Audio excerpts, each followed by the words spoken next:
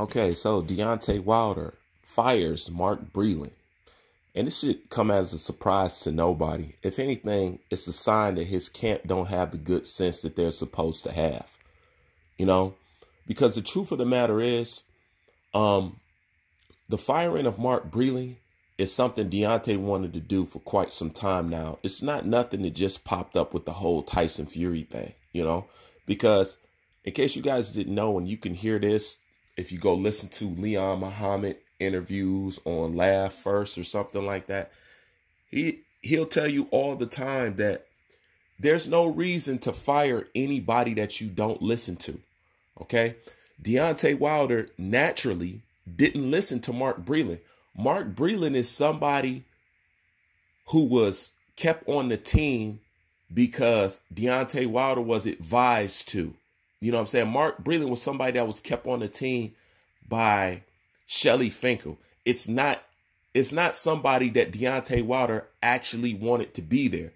So you guys think that the incident that they had was the incident that got Mark fired, when the truth is Deontay Wilder never really wanted him there because he never respected Mark Breland. Think about this for a second. Deontay Wilder, before this whole trying to kiss Lomachenko's ass thing was going on, before that, who was known as the greatest amateur of all times? Mark Breland. Mark Breland was known as the best amateur of all times. I believe his Olympic year was at 80.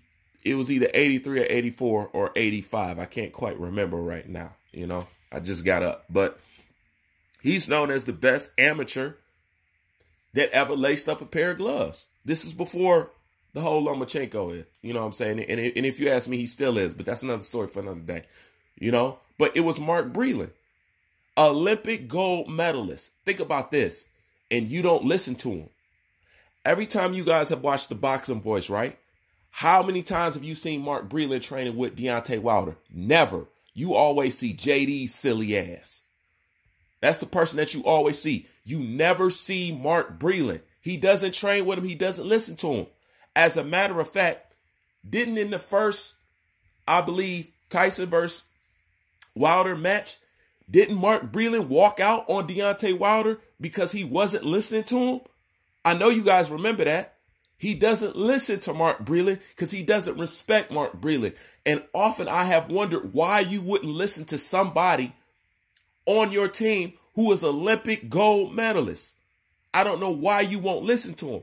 I've only summed it up to a couple things, and I judged off the way Deontay Wilder moves.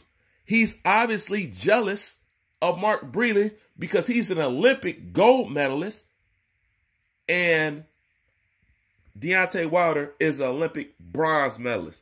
You might say, damn, Bruce, that's really petty for you to pick out or something like that. I have to pick shit like that because I will never forget when Marcellus Wilder was trying to enter the boxing game under the cruiserweight division. Deontay Wilder wanted to snatch his shine, and that was his brother. All right, so it's not like he don't have it in him, because other than that, can you logically explain to me why you wouldn't listen to Mark Breland? So it's not just this, you know? And if you ask me, it's the fact that he's Olympic gold medalist and Mark Breland is a crunk fighter. Now, you couple that with somebody that you never listened to in the first place, somebody that you never respected in the first place, and you couple that with what you feeling about him because he said a snake in the grass. What other snake in the grass would there be? It's because Mark Breland is a crunk fighter, and that's the one that you fired. And once again, let me highlight on this. For Deontay Wilder to be all that pro-black shit, it seemed really funny to me that you fired a black dude, but you keep the white guy. The same white guy that was sitting in the room at the time when your so-called Glovegate shit was going on. He was sitting in the room lollygagging, laughing, and smiling with his crew, sitting in the room while his hands is getting wrapped while the cameras were turned off. And you're mad at Mark Breland? And you left Mark Breland outside your dressing room crying? He wasn't sitting in there with Fury laughing and giggling and stuff like that instead of watching and doing his job. Because if it's true what you say, He had metal objects and whatnot. Your boy was sitting in on there. On top of Mauricio Suleiman was supposedly sitting in on there because he lied. The point is, there's people who's supposed to get in trouble and feel heat way before it gets down to a Mark Breland. Somebody, once again, that you don't listen to. If you don't believe me, go and watch Deontay Wilder interviews and training sessions. You can count on your hand how many times you see him train with Mark Breland. He don't train with Mark, at least not on camera. It's always JD's. And back to his team not having no good sense. Because why would you drop the only person who know what the fuck they're doing? Dude, a bum rinky-dink ass trainer can look at JD's and tell you he don't know shit. JD's don't know shit.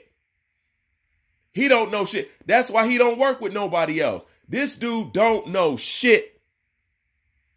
JD is like an ignorant jackass. He like Krusty the Clown walking around in that gym. He don't know what the fuck he's doing. He really don't. And you get rid of Mark Breland?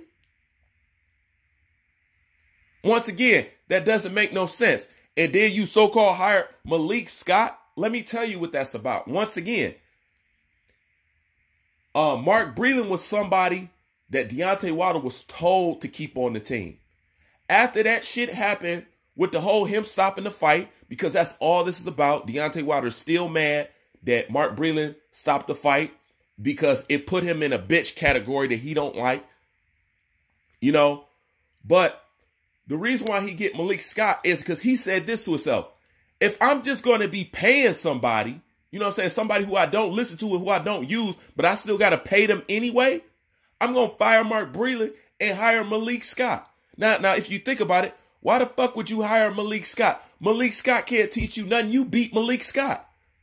How does Malik Scott elevate your game? Malik Scott is your secret weapon? No. Deontay Wilder said, well, if I'm going to have to pay somebody for just being here, I might as well hook my homeboy up. That's all that is. Because of all that you went through and you bring on Malik Scott like he's some secret weapon. What the fuck is Malik Scott? What has he done? What has he overcome? What a Hall of Fame? What? You hired the same guy that you set up a fake fight with.